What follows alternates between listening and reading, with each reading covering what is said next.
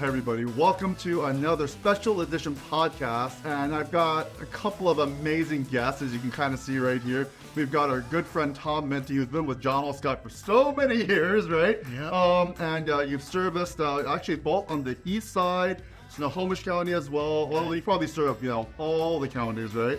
And then we've got a new special guest, Barry Long. And so Barry, we are just so excited that you are both here, and the two of you have basically started something really unique in the space. We don't talk about it nearly as much, and yet it impacts so many. So we're just going to get right into the conversation. And first of all, we just want to hear a little bit of your backgrounds, both in selling real estate and then the work that you're doing at Able Environments, which is just really, really exciting work. And you've got a whole bunch of new stuff you're doing right now with, content creation, as well as just the classes and education that you do. You still sell real estate. But Tom, let's start with you. I've been in real estate for over 20 years, and all of those times have been with John L. Scott. So I'm very much a company man. But when I first started in real estate, I had a client. I think both Barry and I came from the tech world. Barry will tell his story about how he got into real estate, but I was talking to the mother of one of my son's best friends who had multiple sclerosis, and she asked me if I had found many accessible houses, and I went, I have no idea what that even means, So I went to the multiple listings and looked and saw that there were two buttons, one for interior and one for exterior that said disabled access. And having no idea what that meant, I started looking at those houses and realized that nobody knew what that meant. And it was a terribly underserved population. And with our aging population, it seemed to me like that's a good demographic to try to focus on. So I'd really spent the last 20 years plus focusing on that field and volunteering my time with one of the founding members of the Northwest Universal Design Council, as well as the Advisory Council for Seattle-King County Aging and Disability Services. So I've been deeply involved in it. But it wasn't until about 5 years ago, I think, that Barry and I met. And I'll let Barry explain where he came from on this, which was completely different. Yeah, my background had nothing to do with real estate. I actually crashed my motorcycle back in 1991 and put myself in the wheelchair, and I turned it into a public speaking company.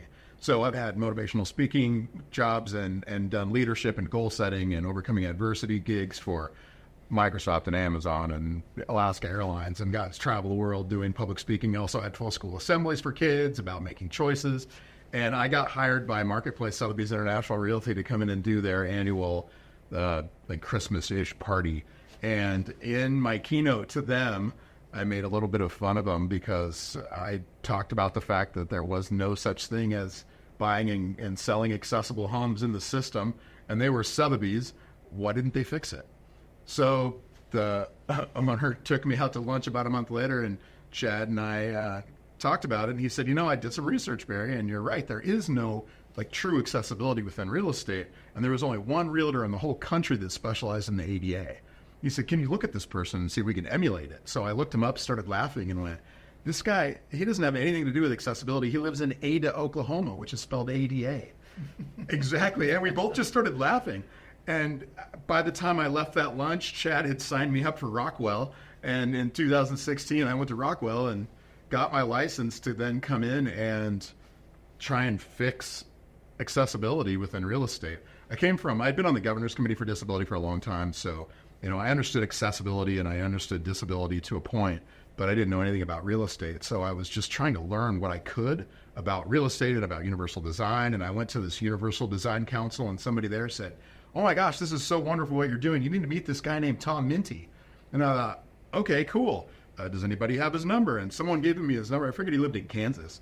Someone gave me his number. I thought, wow, that's a 206 number. He must be local. So I just called him up. Said, hey, Tom, you don't know who I am, but this is what I think I'm working on. And I was wondering, it sounds like you might be as well. And he said, oh my gosh, let's go talk. I went, well, where do you want to meet? And he's like, well, how about this little place called Mullbox in Woodinville? I live in Woodinville. And I said, I live in Woodinville too. And we went to Mullbox, and we both put everything we had out on the table and looked at each other and went, oh, this is awesome. We have to do this. And it was an immediate partnership. I mean, within 15 seconds, we were like, oh yeah, we're going to get along. And Tom had already started Able Environments as more of a house of information for accessibility. And then we took that and just flipped it over and morphed it into a real estate company that is focused on accessibility. And we got permission from John L. Scott and from Sotheby's to co-brand. So we're one of the only brokerages in the world I know that actually have two companies right there on our information. And then from there, realtors we figured out wanted to know more. So we started with the MLS, and then we moved it into working with realtors. So I'll let you talk about what we did with the MLS. Yeah, the MLS was incredible. We went to them and said, the system's broken, and they said, yeah, it is, and we don't know what we're doing, so it's yours. So they were awesome. I mean, they just opened up the back end for us, and we started working immediately. And we just realized, that all real estate really is a database. And so we had to come up with a consistent taxonomy so that if we called something that was consistent. So we worked with the Real Estate Standards Organization, RISO, to come up with a common taxonomy. And from there, we started looking at what we could do with the multiple listings besides that disabled access button, and looked at what some other places had tried to do. And it seems like people either did too little, like we were doing, or they did too much. They'd have a whole page of different things to fill out for accessibility, and realtors not being trained in that would just not use it. I find that part fascinating. You're right, but it's not super easy. Too much. I mean, the intent and the spirit is there, but then the actual adoption, right, the integration, that becomes challenging. So you're finding that balance, right? Okay. Right. What we found immediately was that realtors were afraid of it. And they were afraid of it because of the Fair Housing Act, for the most part. For one, they don't know anything about it, which is understandable because I thought I knew a lot about it until I got into it and then realized, well, I know about my specific accessibility needs, but what is it for somebody who's in a power chair or somebody who's blind or someone who's deaf or developmentally disabled or cognitively challenged? There's all these different types of accessibility. So with our button that said disabled access, that's like saying it's green. Well, what shade of green? So then as we got into the taxonomy and learned what accessibility was, we realized that realtors were afraid of it because they were worried about getting in trouble because of the Fair Housing Act.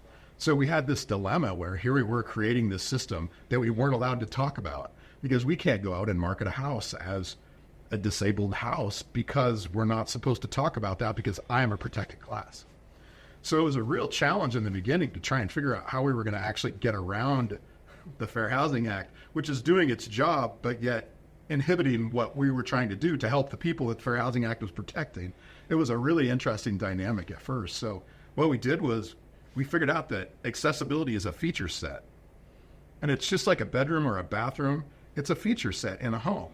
And disability is the cause primarily for that feature set. So what we've done with our training is, with our training for realtors, it started as a 3-hour clock hour class in Washington, but now we're actually taking it to a national level.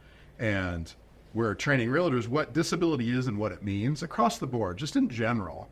So the realtor then understands, well, there's this need, and also the aged community is within that, but at some point everybody has a disability, which has the need for accessibility. So then when a realtor is talking about a home for a client, they understand the disability, but they don't have to focus on that because that's the Fair Housing Act. They can focus on the feature set of a home that disability requires because of the need for accessibility.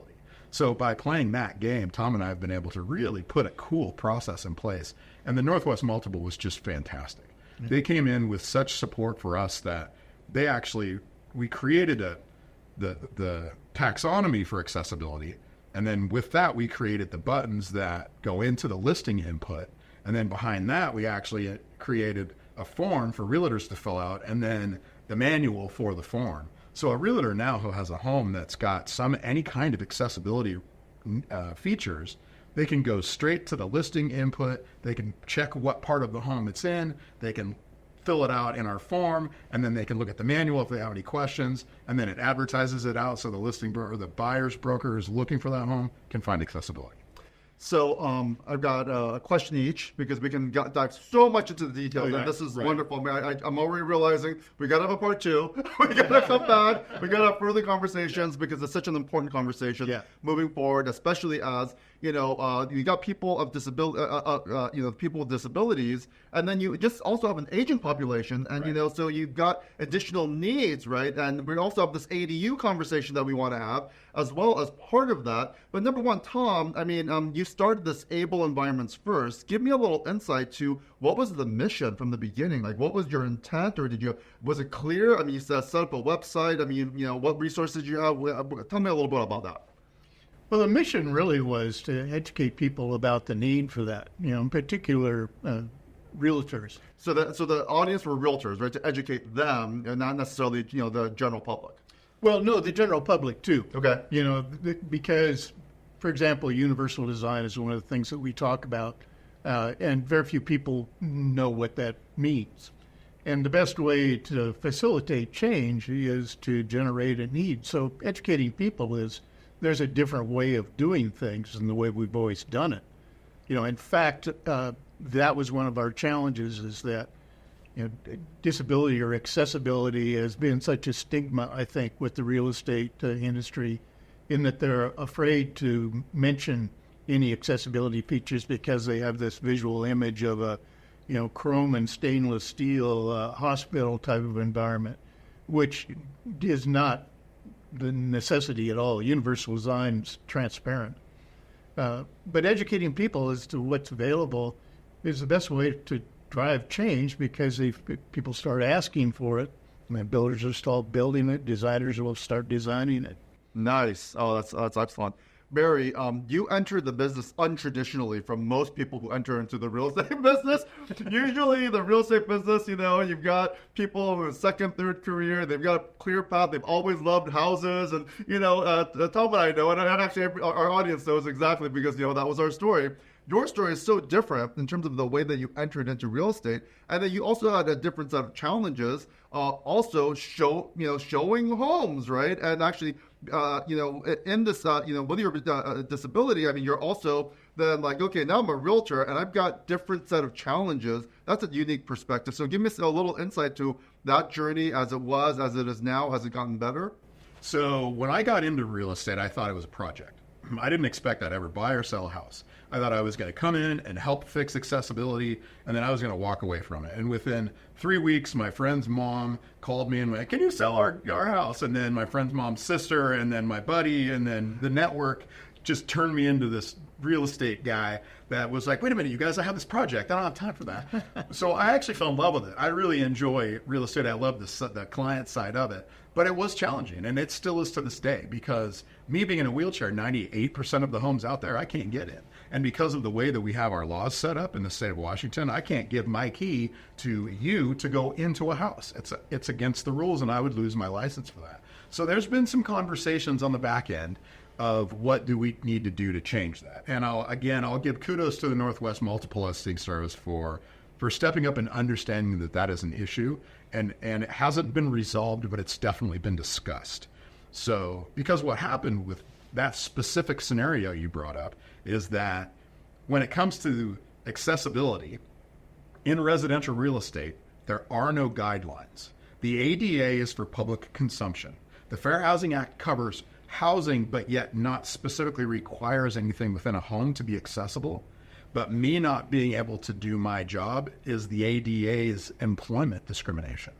So that's an interesting question you bring up, because I can't actually show houses based on the way that the law was written, not because of anything else. So that's been a really fun dynamic to work with the multiple through, and we're actually working through the Department of Licensing and the Washington State Legislature, because for us to actually change that, we have to change it at a legislative level for them to change the Washington Code to allow me to do my job. So it's been a journey for sure. But again, everybody around the journey knows that it's for the right thing. So I haven't gotten pushback. It's more just jumping through the legal hoops to get it done.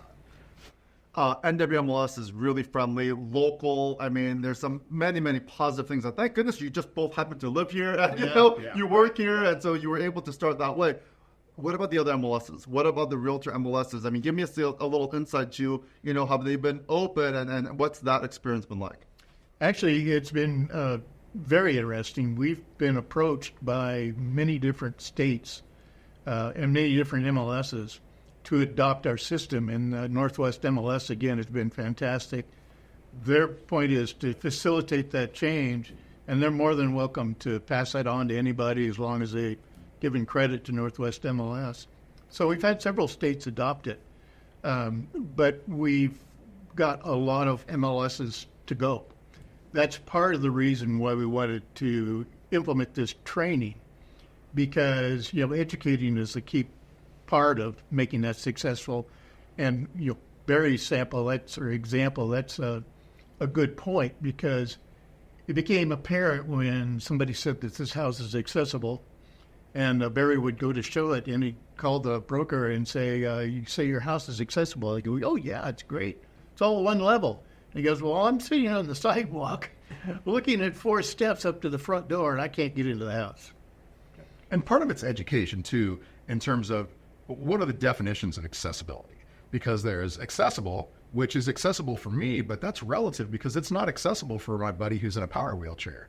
So there's levels of accessibility. And then, we talk about adaptability. If a home is the home Tom was talking about, where it's one level, but it's got 3 or 4 steps, that's easily fixable. So that home could be adaptable. And then there's visitable homes as well, where, Tom wants me to come over and watch the Super Bowl, but he doesn't want me to stay the night. So Tom's home's got, an accessible approach, accessible entrance, and accessible bathroom, and somewhere in a living area for us to hang out. But all the bedrooms are somewhere that aren't accessible. That's totally fine, and we want to be able to highlight those differences.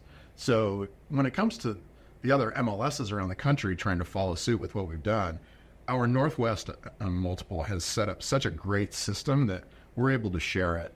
And we want to share it because the more people that know about it, the more accessibility options there are for everybody. So the training that Tom mentioned, we're setting up an actual designation. So realtors that'll take this, it'll be in the 8 to 10 hour range, and they're going to be accessible real estate specialists when they're done with this. So they'll actually have knowledge of what disability is and what accessibility is and the governance around those, and then how to list homes that are accessible and how to buy homes that are accessible. And then the funnest part for me, at least, I don't know about you, Tom, but is that we've got a whole section on disability etiquette, on how do you work with people with disabilities? How do you talk with somebody who's got this obvious white elephant of power wheelchair, or someone who's deaf, or someone who's blind? So we went out and interviewed all of these people with different disabilities and asked them, how would you like to work with a realtor? How would you like a realtor to approach you? How would you like, a realtor to ask you questions about your very personal needs? And we got answers from all these different people that a realtor is going to be able to look at, watch, and see and go, oh, this isn't as scary as I thought. And really all it is about communication. I love this because as realtors, we're supposed to be very communicative. Yeah, right. And this etiquette piece, it's such an important one. So give me a couple of examples, either of you.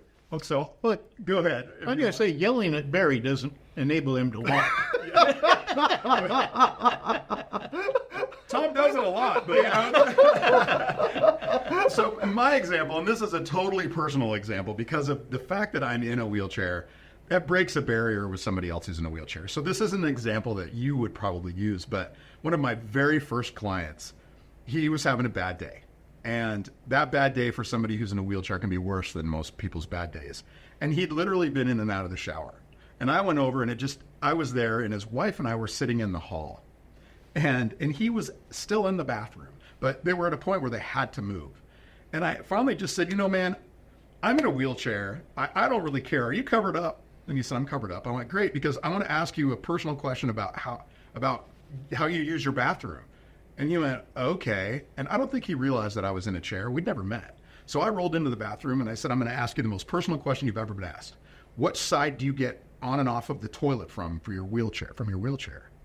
And he just looked at me and went, why would you want to know that? I went, because if you get on and off of the toilet from the left, that means that certain bathrooms we would have to remodel.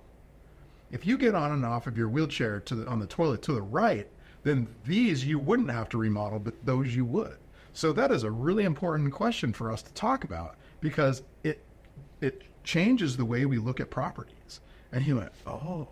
So for the next week, I want you to think about how you move in your wheelchair, and then we're going to talk about this again, because if you primarily do certain things, that determines and dictates what it is that we're looking for.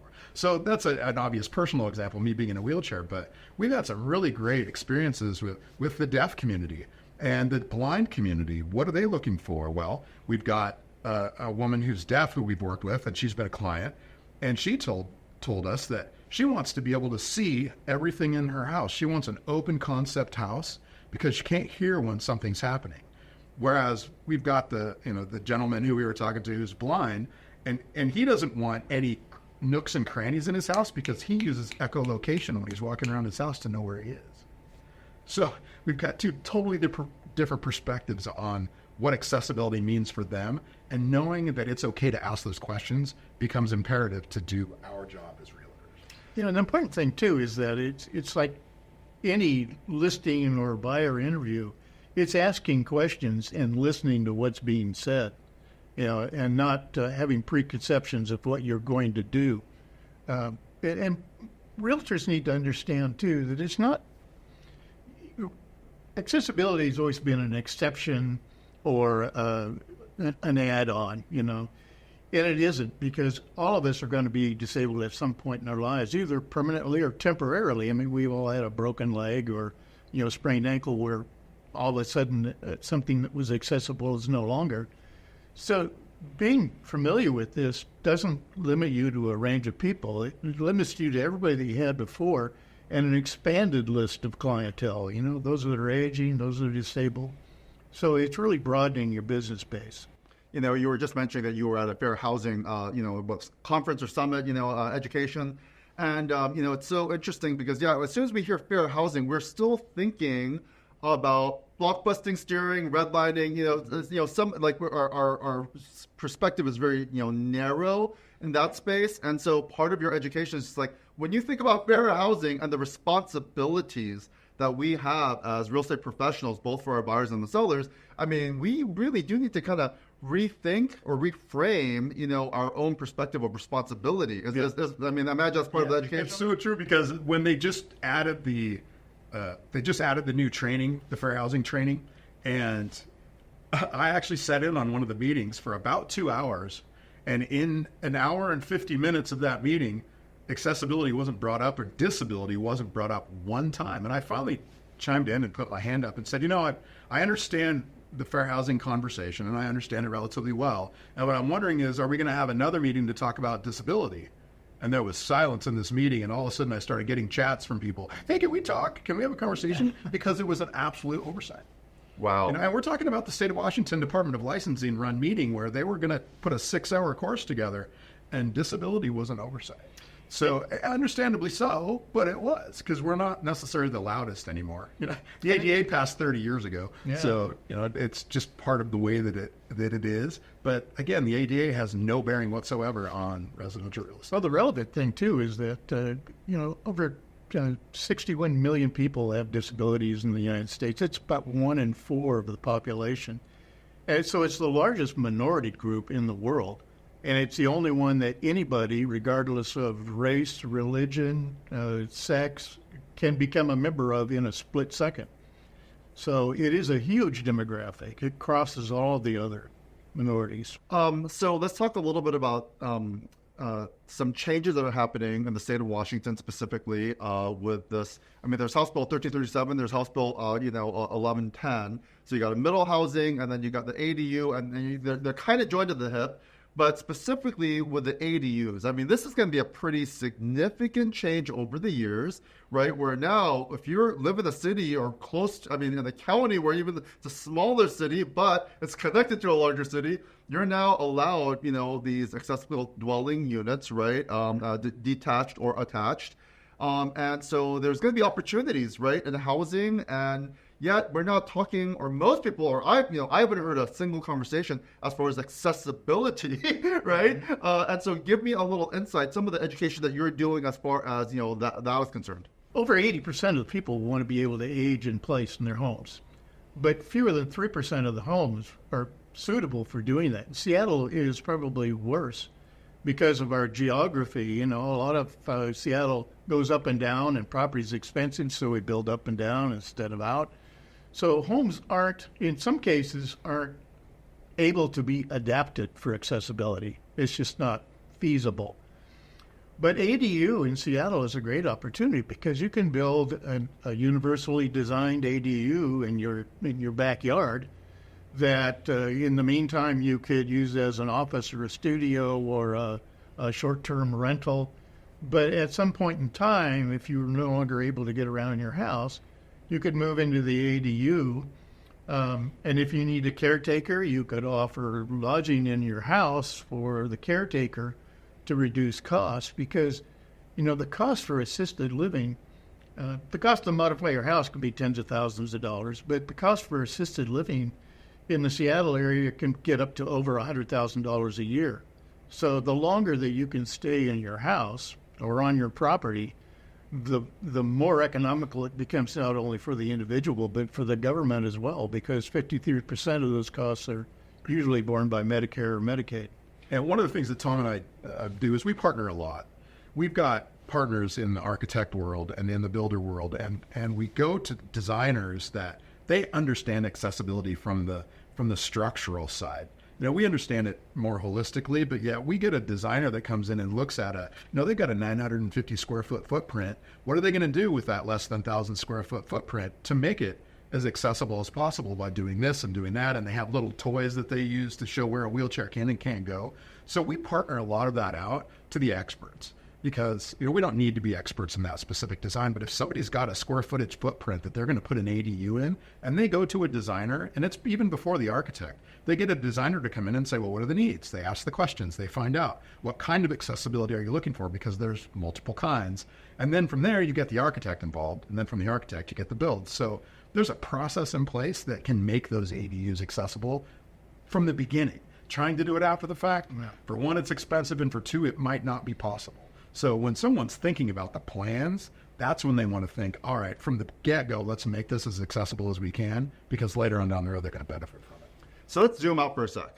There's been all these law changes, right? Particularly in the state of Washington, of course, on the national level as well now. And, by your agency, the disclosures, the commissions and all these other things. And the theme that keeps on coming up is know your value proposition. As a real estate professional, understand what your value proposition is. What is it that you're bringing in? And honestly, in most cases, most of the realtors, most of the brokers that I know, and you guys do, it's not like, oh, I can't wait for that next commission. It's all about the commissions. It's about, I really care for clients. I love handing the keys. I love just being a contribution, to that entire process. I love walking them through, educating, That is who we are as realtors, in so many respects. And we've just kind of fallen short. You're right. An hour and 15 minutes goes by, and it's just it's an oversight. It is so true. It's just what about this really important topic? So as we are now talking about value proposition, the new House bill, that's going to be in law in so many of our cities. We know that I think about a third, it's 35% of people don't have a mortgage in the United States. Yeah. But the vast majority, or a large majority of those, are boomers who are also aging, and they would rather stay. And Tom, what you just shared, it's just it's kind of blowing, I'm sure everybody's mind's whoa, if I, as a real estate professional, can introduce that as an idea for clients, my clients' parents, who are also struggling with that same situation, gosh, do we need to build an ADU on our property, have them come over, can they stay on their property?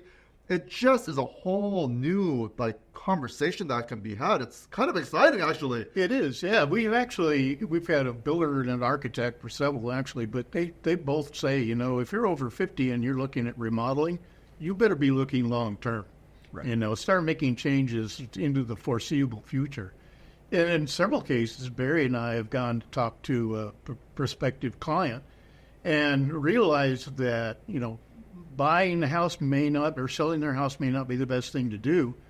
They could modify it and stay in the house. So we'll refer that client to the remodeler or the architect, because those things come around, Down the line, we've had remodelers and architects refer clients to us that they couldn't do anything with. They needed to sell their house and move on. So it's really that value proposition of looking at what's best for your client and proceeding on that level. Yeah, disability has always, the disabled population I've found, not just in real estate, but I mean, even at Microsoft, when I was at Microsoft, it started out us versus them. The accessibility features were a subset and an afterthought, and then, it took the right leadership at Microsoft to say, wait a minute, accessibility features just need to be embedded in everything. So when you open up a software from Microsoft, it has accessibility features built in. You wouldn't see it as a subset or an afterthought. And that same mentality I'm watching slowly start to move into real estate, where it's not us versus them, it's we, because we all at some point will benefit from these accessibility features we're talking about. So by bringing it into ourselves and not looking at, well, it's those who need it, we need it. It benefits me. Well, obviously it benefits me more, but it's looking at it from that different perspective. But we just need to embed that into the norm, and then it becomes just part of the conversation, not part of the subset conversation. One of the other things we talk a lot about is the demographics, the numbers, because we want people to understand, like we've been talking about, that it's not a small subset. It's really everyone. In fact, we love the expression that people with disabilities aren't like everybody else. They are everybody else, and I think a lot of times the perception of somebody with a disability is somebody on public assistance. COVID probably changed that more than anything. Suddenly, we were all working remotely, and the epiphany was, geez, these people with a disability that my office won't accommodate are a tremendous asset for me. That's why Microsoft has gone all in, and they've got a full organization of CEOs around the country signing up to have an increased level of neurodiverse workforce. So, disability is becoming mainstream. Absolutely. Yeah. So this conversation now is also getting me to reframe and re-educate, because I've been saying, hey, Barry, I just want to let you know, every year the value of your house, kind of adjusts a little bit because of, the demand and interest rates and all these other things. Just want to let you know what your house is worth. And then I've been throwing in, oh, by the way, because of House Bill 1337, your house, if you had 1 ADU or 2 ADUs, it would be actually worth this much more, because this is how the kind of rent that you could get, and these are additional options. And so I've got resources for you there. So it's always that conversation. But now I want to throw in, oh, by the way, instead of just having a standard additional dwelling unit, if you made an accessible additional dwelling unit, it would even be that much more valuable. And so just from a perspective of adding value, again, education, having the right resources, thinking about these things way ahead of time, instead of just looking at the pretty ADU, things that we see on YouTube all the time, it's just like, wait a minute, I should ask, is that an accessible ADU that's being built, right? Because that's going to be so important. So that's a really, really helpful piece. So along this line, actually, I'm curious, one of the things that I see, or we all see, are the realtors who do a really good job marketing homes. There's a Matterport, right? So as soon as you go on, you could go through the entire house. There's a Matterport. There's also videos, right, that feature the video, and it's the music, and a lot of times it's just a slideshow, which I think are not that great. But I think it's a true video. But now, really, you can add so many additional videos regarding if it's accessible, or the limitation. It's one level, but there's 4 steps, and these are remedies, and these are additional solutions that you can do. Again, by being more educated, we can add so much more value to our clients, by doing this kind of work, isn't it? The other value, I think we're going to talk about the same thing, is the true value. So Tom and I had the opportunity to go speak to the Northwest Appraisers Association, because appraisers are having a tough time valuing and appraising comps because there aren't any. So they take A and B home. This one's got accessibility features and this one doesn't. They try and find a comp for the one that does, and they can't because there haven't been, in the past. So we've been having this conversation with appraisers about what does value mean, because they can take the value of, if it cost $100,000 to remodel the house and they did it with accessibility features, what's the new value? But that value is relative, because for you, that value might be, oh, this is beautiful. It's all open and wide and spacious. But for me, it's invaluable, because without those features, that home isn't usable for me. So there's been this really interesting conversation about what does value add. And now that there are buttons in the MLS that say you've got accessible approach, you've got accessible entrance, you've got accessible bedroom, bathroom, utilities, there's an elevator, every single one of those buttons adds value to that house, because if there's a house right next door that doesn't have those features, that home now has more value. And it's things done right too. Design adds value faster than it adds costs. So, if you put a plywood ramp up to your front door, it has accessibility, but it doesn't add value. In fact, when you sell the house, that's the first thing that's coming off.